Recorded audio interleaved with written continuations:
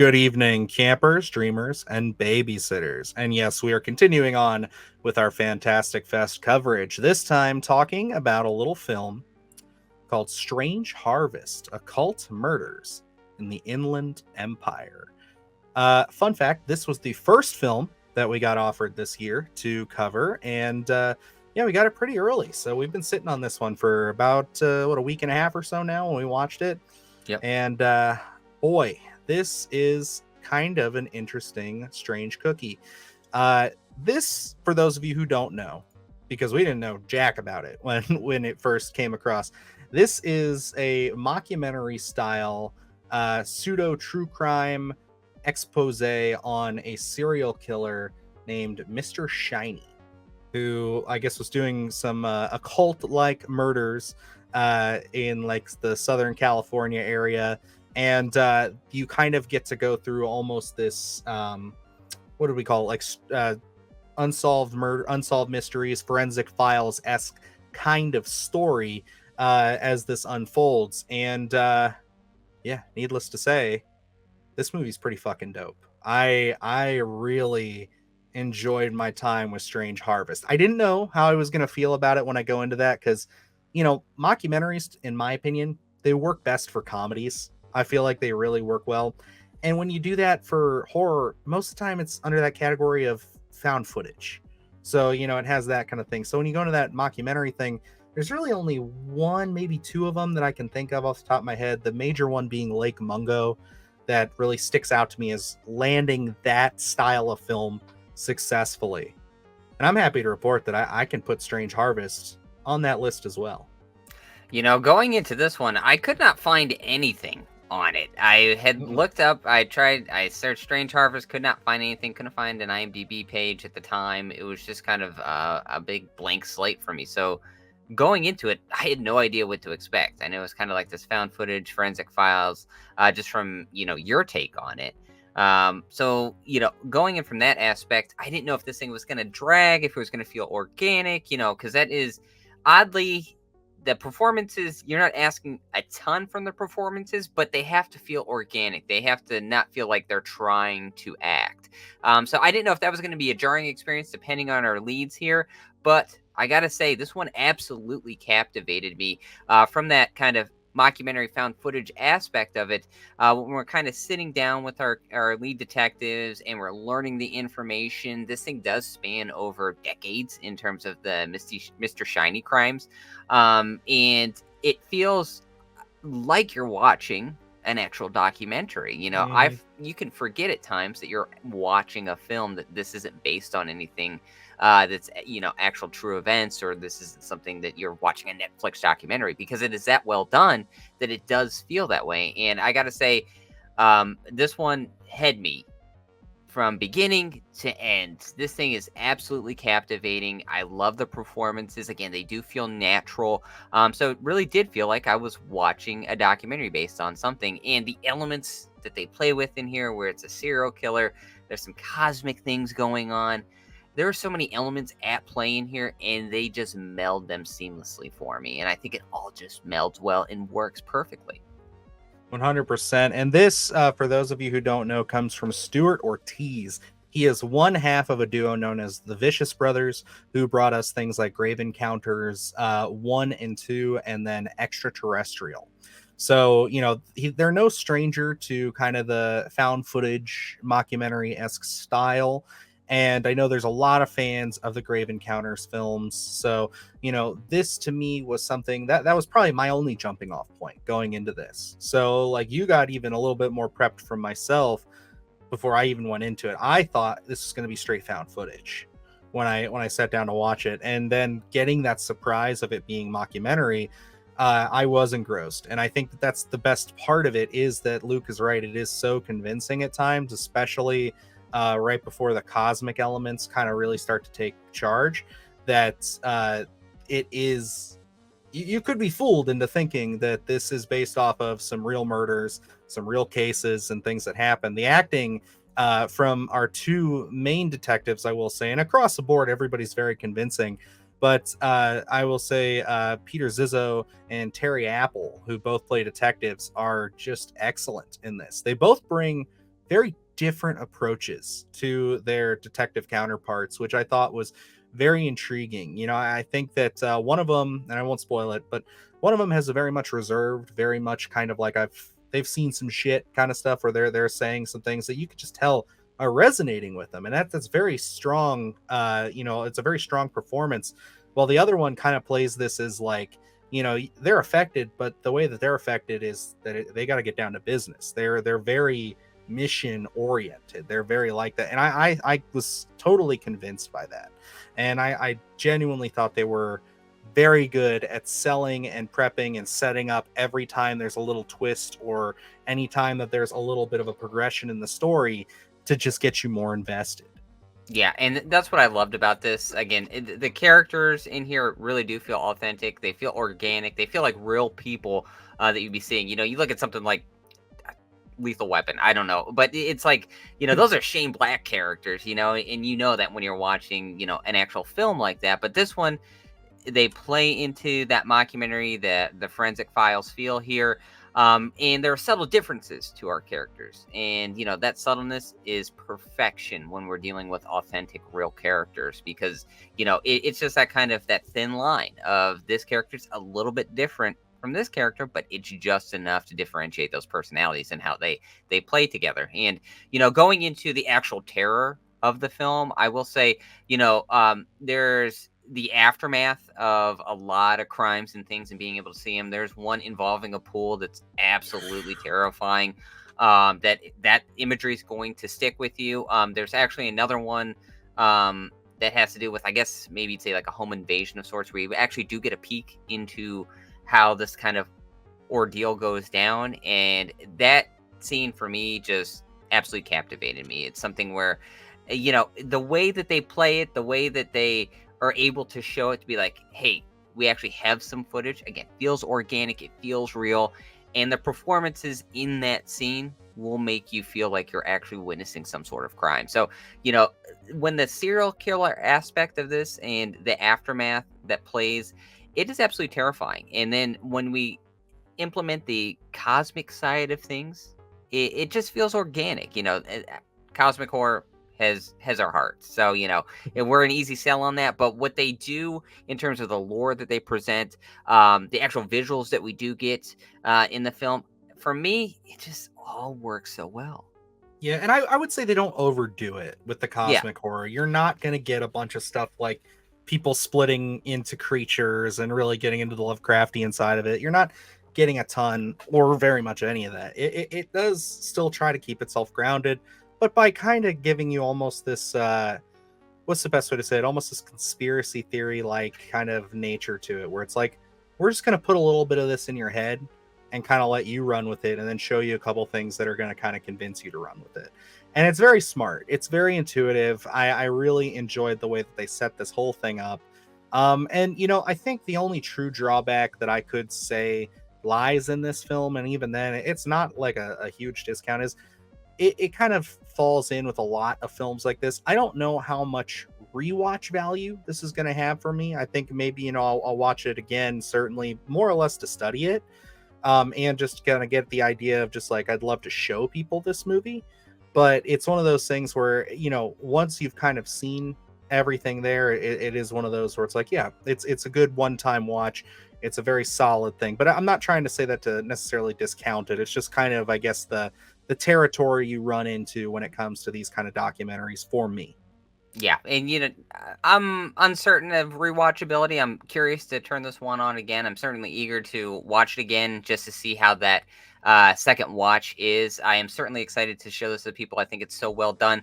Honestly, the only negative that I had with this film, and you know, I was talking about our lead characters here and how they really do feel authentic. The only time that I was aware that I was watching a film is when we cut to some of the news stories and some of the acting that takes place in these little news Yeah. blurbs.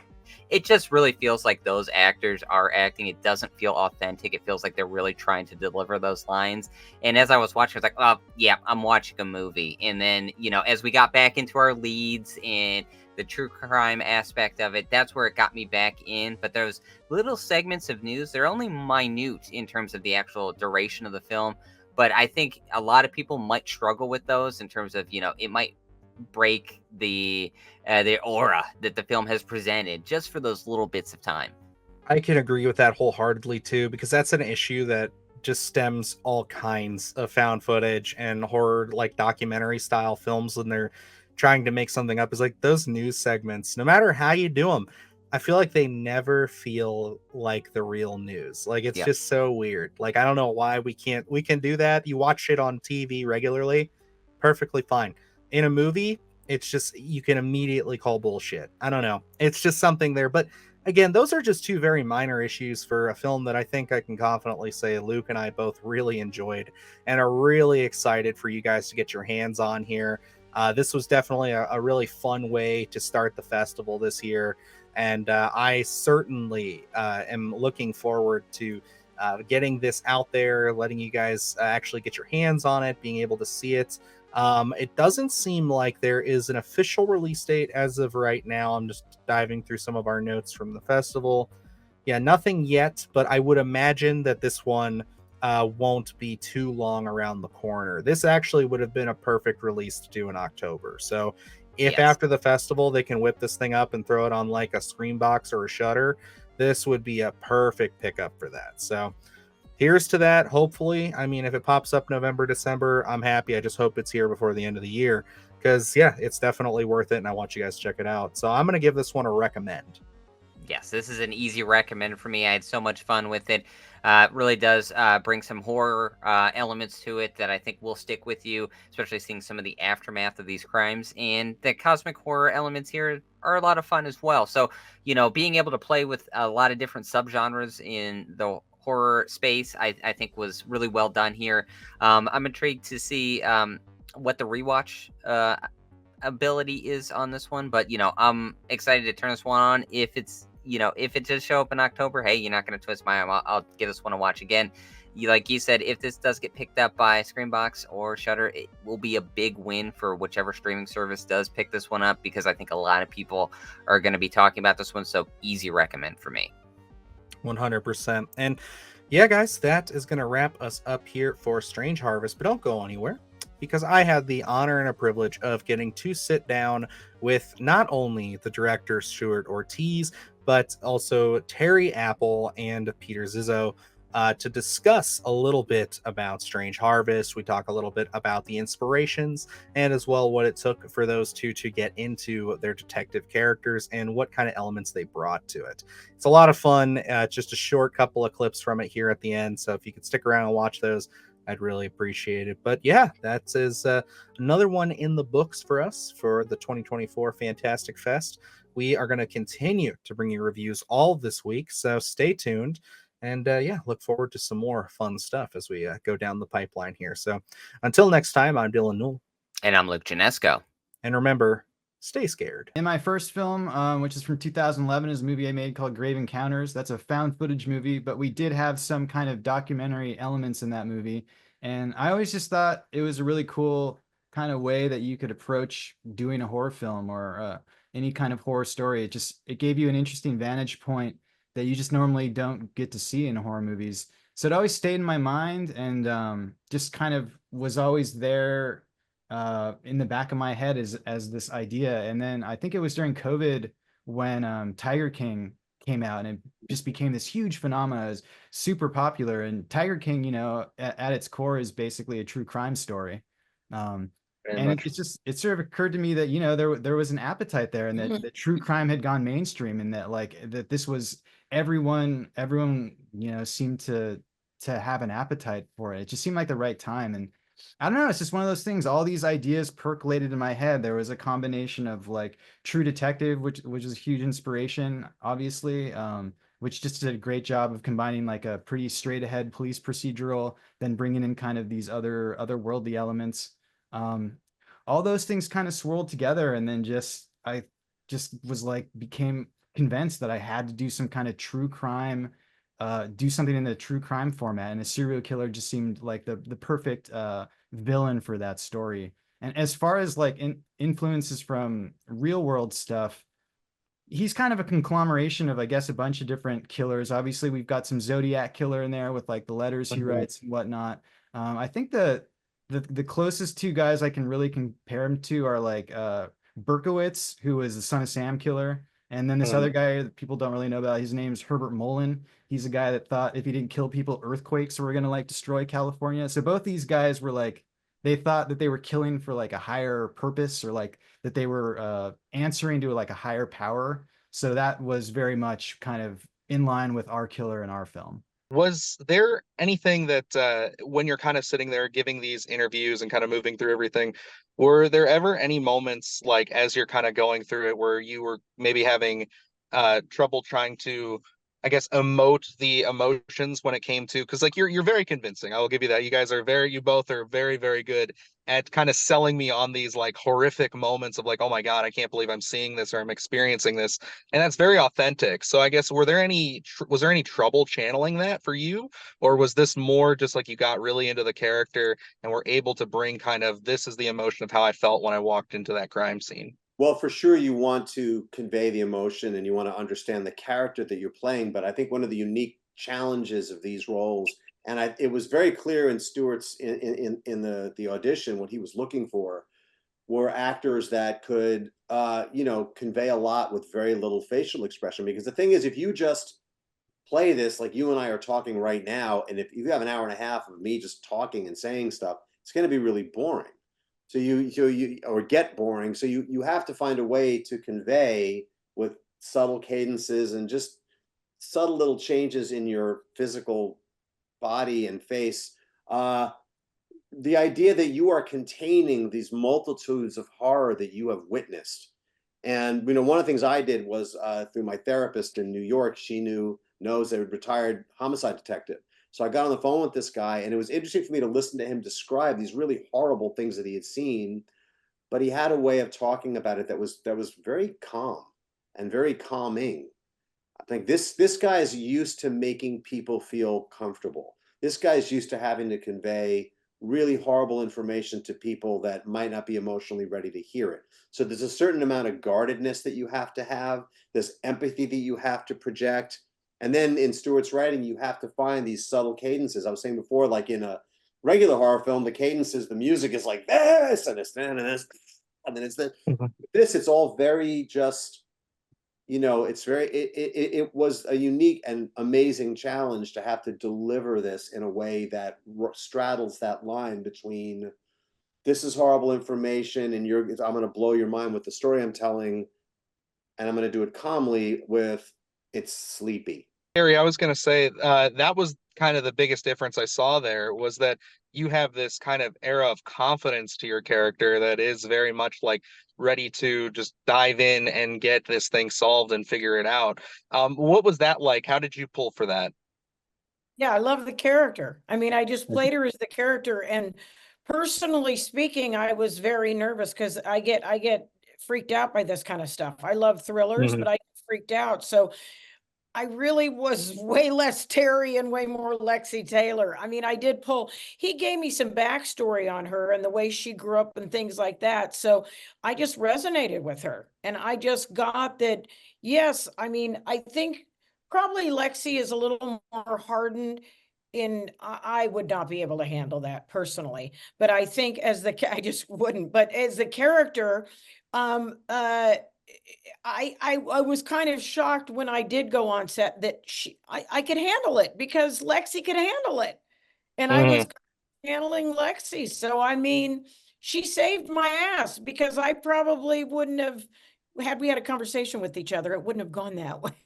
But I played just her. I mean, I don't know. She was seasoned, but I don't think it's that she wasn't empathetic or that she didn't care, but I tried to portray her as her character seeing things, and that's the way it emulated and played. Do the horse shit, gonna do it live. Cause Splattercast kick it every day they live.